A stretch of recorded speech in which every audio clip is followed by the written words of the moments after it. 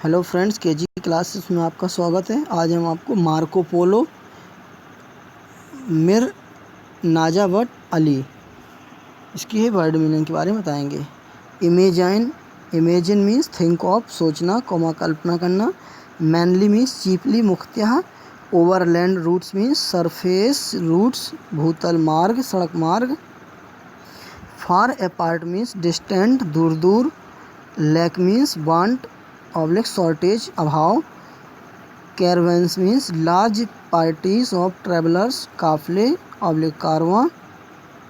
Otherwise means in other respects, अन्यथा। Bands means group of persons, समूह oblique मंडली। Looted means robbed, लूट लेते थे। हार्डली मीन्स स्कार्सली, मुश्किल से। अलाइव मीन्स लिविंग, जीवित। Undertake means take up, responsibility, बीड़ा उठाना। वैल्यूड मीन्स गेव इम्पोर्टेंस, महत्व दिया। ट्रेड मीन्स बिजनेस, व्यापार। Beyond dreams means which can not be imagined, कल्पनातीत। स्पाइसेस मीन्स कॉन्डिमेंट्स, मसाले। Island means a part of land surrounded by water, द्वीप। Belonged to means related to, संबंधित। Para 6 to 10। Deserts means vast area of sands, मरुस्थल। Highland means plateau, पठार। Capture means arrested, गिरफ्तार किए गए। Slaves means a purchased person, गुलाम, दास। Invader means one whose job is to attack, आक्रमणकारी, हमलावर। वास्ट मीन्स वेरी बिग, विशाल। एम्पायर मीन्स बिग किंगडम, विशाल साम्राज्य। कैपिटल मीन्स सेंटर, राजधानी। ट्रिप मीन्स शॉर्ट जर्नी, छोटी यात्रा, शहर। Paras 11 to 15। Set himself the means devoted himself to, कठिन कार्य पर जुटाया। Task means hard working. Trusted means believed, विश्वास करता था। सेक्रेड मीन्स होली, पवित्र। लेटर मीन्स आफ्टरवर्ड्स, बाद में। अरेंज्ड मीन्स मैनेज्ड, व्यवस्था की गई। Bride means newly married girl, नवविवाहिता दुल्हन। Risk means chances of disaster, खतरे, जोखिम। डिलेड मीन्स बीकेम लेट, देर हो गई। Safe and sound means quite well, ठीक और स्वस्थ। Para 16 to 20। Shortly means soon, शीघ्र ही। लैड मीन्स बॉय, लड़का। रिकॉग्नाइज्ड मीन्स आइडेंटिफाई, पहचानना। रैग्ड मीन्स टैटर्ड, फटे हुए। Seams means lines where 2 edge of cloth are stitched, सीवन। Precious means valuable oblique costly, मूल्यवान। Linings means material laid inside garments, अस्तर। Adventures means daring work, साहसिक कार। Were over means finished, समाप्त। Hardship means difficulty, कठिनाई। Broke out means started, शुरू हो गई। Prisoner means an arrested man sent to prison, कैदी, बंदी। रिमेन मीन्स लिव्ड, रहा। बेस्ट मीन्स र्यून, बर्बाद करना। डिक्टेटेड मीन्स ट्रांसक्राइब, बोल बोल कर लिखवाए। पीस मीन्स काम, अमन, चैन। Para 21 to 23। Existed means was present, अस्तित्व था। सपोज्ड मीन्स थॉट, सोचा जाता था। Right across means from one end to another end, एक सिरे से दूसरे सिरे तक। वेरीफाइड मीन्स प्रूव्ड, सत्यापित हुए। ऑफ कोर्स मीन्स नेचुरली, स्वाभाविक रूप से। फायर्ड मीन्स इंस्पायर्ड, प्रेरित की। फैंसी मीन्स इमेजिनेशन, कल्पना। Making fortunes means earning of money and property, धन व संपत्ति का अर्जन। Who's who. Marco Polo traveller and trader of Venice, Venice का रहने वाला यात्री एवं व्यापारी। Niccolo Polo father of Marco Polo, Marco Polo के पिता। Maffeo Polo uncle of Marco Polo, Marco Polo के चाचा। Kublai Khan emperor of China, चीन का सम्राट। Lady Kokachin lady of Kublai Khans family, to be married with viceroy Arghun, Kublai Khan के परिवार की महिला जिसकी शादी फारस के वायसराय अरगन से तय हुई थी। अरगन मीन्स वायसराय ऑफ पार्सिया, फारस का viceroy. Summary in English, it was difficult to travel from one country to another 600 or 700 years ago. People traveled mainly by overland routes in caravans. In the 13th century, Europe valued its trade with the East greatly. India and China were believed to be rich beyond dreams. Spices from the island of Southeast Asia could be sold in Europe at a great profit. In 1271, 17 years old Marco Polo started on a journey to China with Niccolo Polo, his father, and Maffeo Polo, his uncle, from their home Venice. They reached Peking in 4 years. The Polos went to the court of Kublai Khan. The Emperor of China, Kublai Khan, received them with great kindness. Marco Polo learned the Mongol language. The emperor took him into his service. He trusted Marco greatly. He sent him to Burma and Ceylon. Later, Marco was made the governor of a city. The marriage of a princess of Kublai family had been arranged with his grandnephew Orhan, the viceroy of Persia. The nobles who came to take the bride, the Lady Kokchin, requested Kublai Khan to be escorted by the Polos. Thus, the Polos accompanied the Persian nobles. The princess arrived safe and sound, but Orhan had died before the party reached Persia. The Polos went back to Venice in 1295. People had forgotten them. They invited their relations and friends to dinner and one night. Thus people welcomed from back home. War broke out between Venice and Genoa. Marco Polo, who was sailing his trading ships, was taken prisoner. He dedicated a book to a fellow prisoner in prison. That book became very famous. It fired pupils' fancy. Adventurous pupils began to dream of going to China and India and China and making their fortunes. पाठ का हिंदी रूपांतरण. Para first. It is से लेके could get lost तक. 6 या 7 वर्ष पूर्व एक देश से दूसरे देश की यात्रा करना कठिन और भयानक होता था. उसकी कल्पना करना भी कठिन है. लोगों को मुख्य स्थल मार्गों से यात्रा करनी पड़ती थी. अवसर ढूंढकर ही उन्हें धीरे धीरे आगे की यात्रा चालू रखनी होती थी. गांव तथा कस्बे एक दूसरे से काफ़ी दूर होते थे. बहुत से लोग भोजन और पानी की कमी के कारण मार्ग में मर जाते थे. लोगों को बड़े समूहों के साथ, या जिन्हें काफिले कहा जाता है, यात्रा करनी पड़ती थी. अंतक होने का डर रहता था. पैरा 2 to 7 बैंड्स ऑफ से लेके 4 ईयर्स तक. लुटेरों के समूह भी इन मार्गों को जानते थे.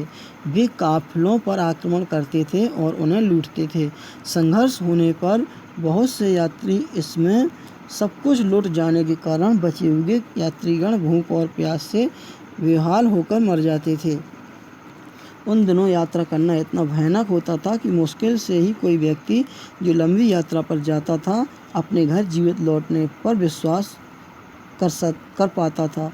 केवल साहस के धनी लोग ही ऐसी लंबी यात्राओं पर जाने का साहस कर सकते थे, जो उन्हें विचित्र स्थानों पर ले जाती थीं और कभी कभी उन्हें पूरा करने में कई वर्ष लग जाते थे.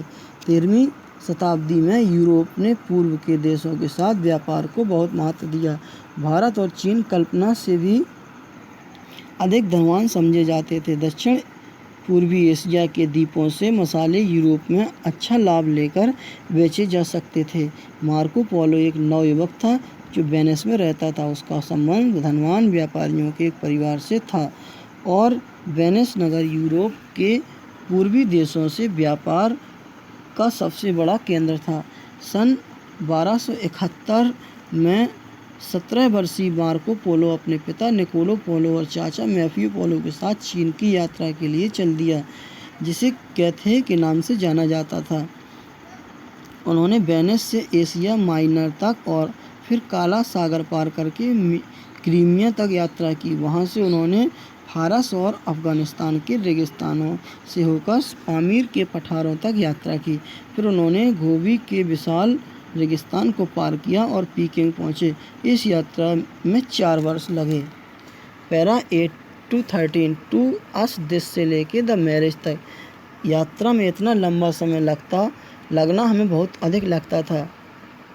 उन दोनों लोग संभवतः अपने को भाग्यशाली समझते थे कि कहीं पहुंच तो गए। बहुधा ऐसा होता था कि यात्री मार्ग में ही मर जाते थे अथवा पकड़कर दास के रूप में बेच दिए जाते थे। पोलोगण मार्को पोलो, निकोलो पोलो और मैफियो पोलो कुबले खान के दरबार में गए, जो प्रसिद्ध आक्रमणकारी चंगेज खान का पौत्र था। वह एक विशाल साम्राज्य का शासक था जिसकी राजधानी पीकिंग थी। कुबले खान ने यात्रियों का स्वागत अच्छी तरह किया।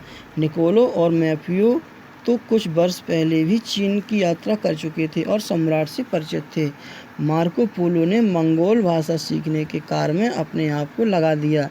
सम्राट उससे इतना प्रसन्न था कि उसने उसको अपने यहाँ नौकरी दे दी। वह मार्को पर बहुत विश्वास करता था और उसने उसे अपनी तरफ से कई दूर दूर के स्थानों को भेजा। 1287 ईस्वी में बर्मा की यात्रा की गई। फिर उसके बीच कुछ समय बाद श्रीलंका की यात्रा सम्राट के लिए बुद्ध के पवित्र दांत को लाने के लिए की गई थी। बाद में मार्को को एक महत्वपूर्ण नगर का गवर्नर बना दिया गया। 1290 ईस्वी में पीकिंग आने के 15 वर्ष बाद मार्को पोलो ने सम्राट से घर वापस जाने की आज्ञा मांगी, किंतु कुबले खान ने उसे जाने की अनुमति नहीं दी। फिर एक भाग्यशाली अवसर ने उसकी सहायता की। कुबले परिवार की एक राजकुमारी का विवाह कुबले खान ने अपने भतीजे के पुत्र अरगन के साथ, जो फारस का सूबेदार था, निश्चित कर दिया। अरगन ने फारस के कुछ अपने दरबारी सरदारों को इस मामले की व्यवस्था के लिए तथा दुल्हन कोकाचेन को विवाह के लिए फारस लाने को भेजा था। पैरा 14 से लेकर 20 नाउ दैट से लेकर टू गो होम तक। अब जबकि दरबारी सरदारों को दुल्हन के साथ लौटना बाकी था, वे यात्रा की भयानकता और जोखिमों से भयभीत थे। वे विश्वास पात्र और अनुभवी यात्रियों को मार्गदर्शकों के रूप में ले जाना चाहते थे। इसीलिए उन्होंने कुबले खान के पोलोगण को उनके दल के साथ भेजने की प्रार्थना की। कुबले खान को सहमति देनी पड़ी, किंतु उसने मार्को से वचन लिया कि यात्रा के पश्चात वह उसके पास वापस लौटेगा। दल के सदस्यों ने समुद्र के द्वारा यात्रा करने का निश्चय किया, किंतु दल ने यात्रा शुरू ही की थी कि कठिनाइयाँ शुरू हो गईं। तेज़ हवाएं जहाज़ों को हिंद, चीन और फिर सुमात्रा ले गईं। उन्हें वहां कई महीनों का विलम्ब हो गया। महीनों तक जहाज़ी यात्रा करते हुए भी श्रीलंका पहुंचे और फारस पहुंचने से पहले उन्होंने भारत और पूर्व अफ्रीका की भूमि को स्पर्श किया, अर्थात वहां पहुंचे। राजकुमारी स्वस्थ और सुरक्षित आ पहुंची, किंतु दरबारी सरदारों में से 2 की मृत्यु यात्रा के दौरान हो गई थी। इससे भी अधिक बुरा यह हुआ कि स्वयं अरगन की मृत्यु इस दल के फारस पहुंचने से पूर्व ही हो गई थी। इसके बाद शीघ्र ही समाचार आया कि कुबले खान भी मर गया। अब मार्को पोलो को पीकिंग वापस लौटने की कोई आवश्यकता नहीं थी। जैसा कि वह वचन देकर आया था, वह उसके पिता और चाचा बहुत धनवान हो गए थे। वे वेनिस को वापस लौटे और 1295 ईस्वी में वहां पहुंचे। वे 24 वर्ष तक अपनी यात्रा में रहे थे। 70 वर्ष का लड़का, जिसने 1271 ईस्वी में घर छोड़ा था, जब वह घर लौटा तो 41 वर्ष का था। यह कहानी कही जाती है कि पोलोगण वेनिस की भूमि पर उतरे जब कोई भी उन्हें पहचान ना सका, इसलिए एक रात को उन्होंने अपने सभी रिश्तेदारों और मित्रों को भोजन के लिए आमंत्रित किया। पोलोगण मोटे फटे पुराने कपड़े पहने हुए थे, जो उन्होंने अपनी यात्रा में प्रयोग किए थे। जब सभी मेहमान उपस्थित हो गए तो पोलोगण ने अपने वस्त्रों की सिलाई उधेड़ दी। बहुमूल्य रत्न और जवाहरात कपड़ों के अस्तर में से मेहमानों की आश्चर्यचकित आंखों के सामने गिरे। तब उन्होंने पोलोगण से यात्रा के आश्चर्यों पर विश्वास किया और वापस घर लौट आने के लिए उनका स्वागत किया। किंतु मार्को पोलो के साहसिक कार्यों का अंत अभी नहीं हुआ था। उसे अब भी कठिनाइयों के वर्षों का सामना करना था। वेनिस और जेनोआ के बीच युद्ध छिड़ गया। मार्को पोलो को, जो अपने व्यापारी जहाज से यात्रा कर रहा था, बंदी बना लिया गया। वह 3 वर्ष तक जेल में रहा, किंतु उसने अपना समय नष्ट नहीं किया। अपनी यात्रा के समय जो संक्षिप्त टिप्पणियाँ उसने लिखी थी, उन्हें उसने मंगा लिया और अपने साथी कैदी को बोलकर किताब के रूप में लिखवा लिया। जब 3 वर्ष बाद युद्ध विराम हो गया, तब उसे घर जाने की आज्ञा दी गई। पैरा 21 से 23 मार्को पोलो से लेके फॉर्च्यून्स तक। मार्को पोलो की पुस्तक बहुत प्रसिद्ध हुई। उसने इसमें अपने साहसिक कार्यों के बारे में उतना ही लिखा था जितना कि उन जगहों, वस्तुओं और लोगों के बारे में लिखा था जिनको कि उसने देखा था। अन्य स्थानों के साथ उसने जापान के विषय में भी लिखा था। इससे पूर्व यूरोप में किसी ने भी जापान के विषय में कभी नहीं सुना था। कोई यह भी नहीं जानता था कि जापान का भी अस्तित्व है। मार्को पोलो को प्रथम यूरोपवासी माना जाता है जिसने सर्वप्रथम सीधे एशिया के मध्य से होकर यात्रा की थी। उन दिनों यूरोप के लोगों को पूर्व के देशों के विषय में बहुत कम ज्ञान प्राप्त था। मार्को पोलो ने जो लिखा था उस पर उनको बड़ी कठिनाई से विश्वास होता था। कई शताब्दियों तक यह सोचा गया कि यह पुस्तक झूठ का संग्रह है। कहीं 19वीं शताब्दी में जाकर यात्रियों तथा विद्वानों द्वारा तथ्यों की जांच पड़ताल की गई और सामान्यतः वे सत्य पाए गए। वास्तव में कुछ ऐसी बातें भी थी जिनके बारे में मार्को ने केवल सुना ही था, वे हमेशा सत्य नहीं निकली। मार्को की पुस्तक ने लोगों की कल्पना को उत्तेजित कर दिया।